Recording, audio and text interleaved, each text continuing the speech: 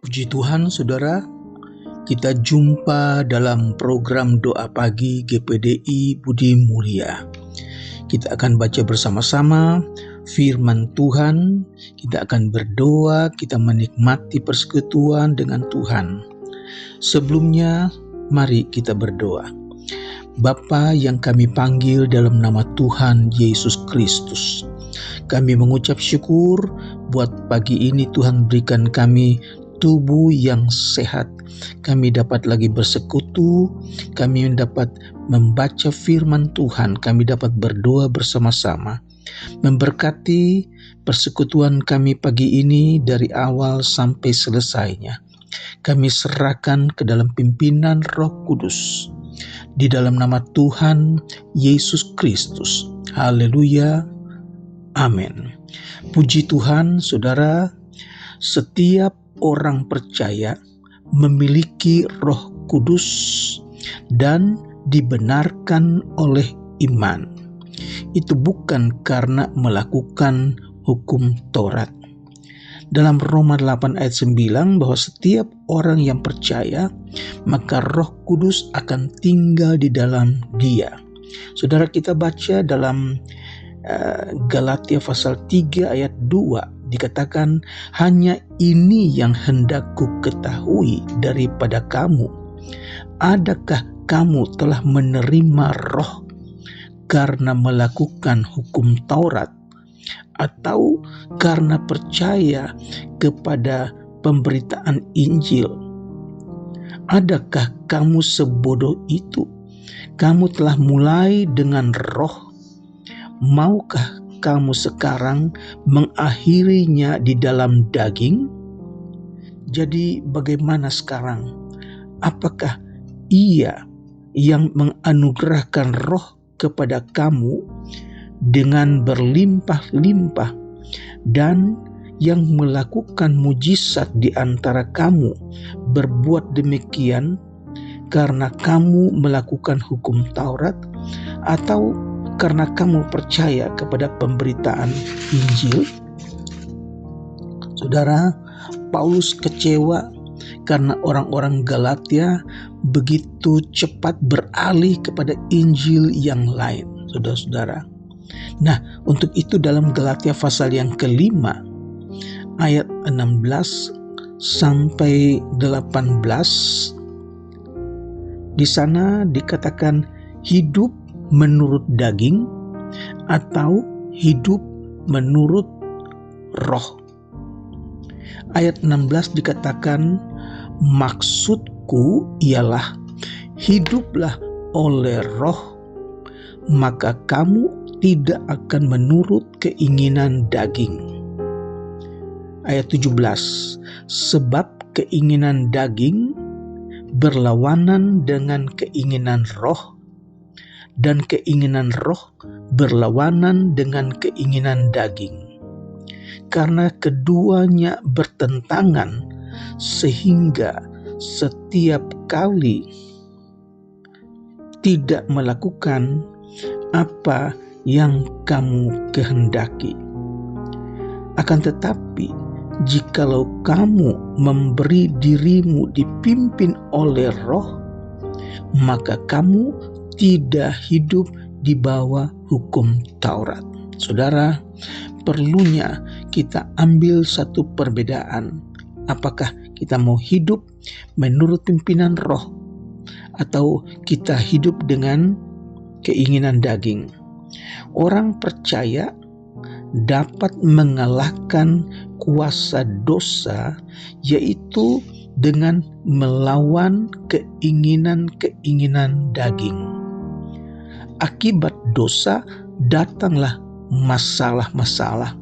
Akibat dosa datanglah berbagai macam penyakit, bermacam-macam persoalan dan kesusahan. Dan ini semua hanya bisa kita lawan dengan bertobat, yaitu minta pengampunan dari Tuhan.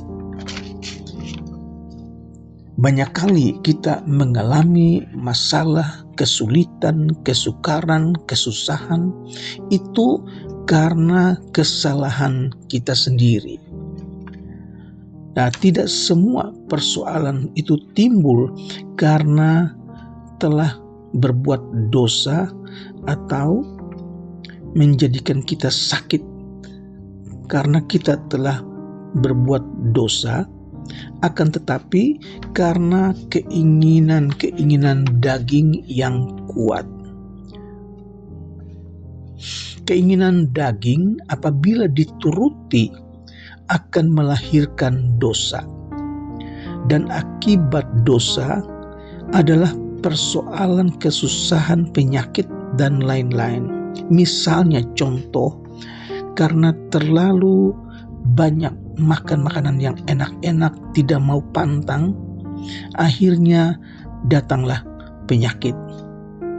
Untuk itu kita perlu pengetahuan firman Allah untuk hidup dipimpin oleh Roh. Galatia pasal 5 ayat 16 tadi katakan, hiduplah oleh Roh, maka kamu tidak akan menuruti keinginan-keinginan daging.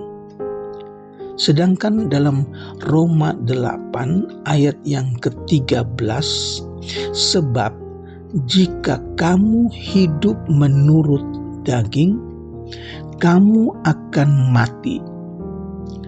Tetapi jika oleh Roh kamu mematikan perbuatan-perbuatan tubuhmu, kamu akan hidup.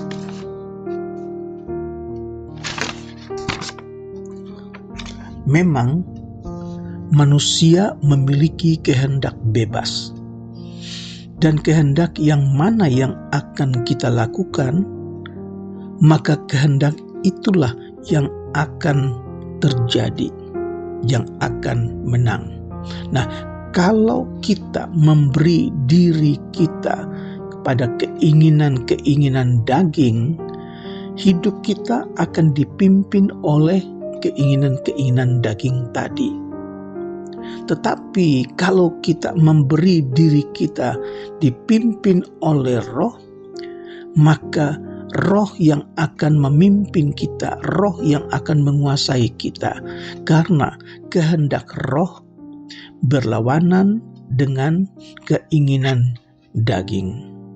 Kehendak bebas kita harus disertai dengan ketaatan kepada Tuhan. Dan untuk memperoleh kemenangan atas dosa, sumber dari masalah dan sumber dari penyakit, maka orang percaya harus memiliki pengertian akan firman Allah dan memberi diri untuk hidup dikuasai oleh Roh. Maka pada firman Allah serta mengucap syukur dalam segala hal. Nah, inilah konsep hidup berkemenangan. Inilah yang kita rindukan, adalah orang-orang percaya yang menang, yang disediakan Allah. Kita ingin terlepas dari masalah, kita ingin terlepas dari sakit penyakit, dari kesusahan, maka kita harus bebas dari dosa. Manusia memang berdosa, tetapi kita harus melawan dosa. Puji Tuhan.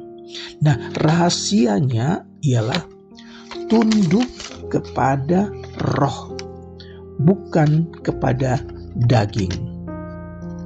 Dalam Roma pasal yang ke-8 ayat yang ke-13, sebab jika kamu hidup menurut daging, kamu akan mati.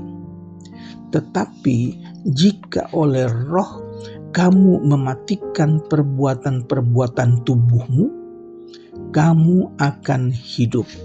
Puji Tuhan.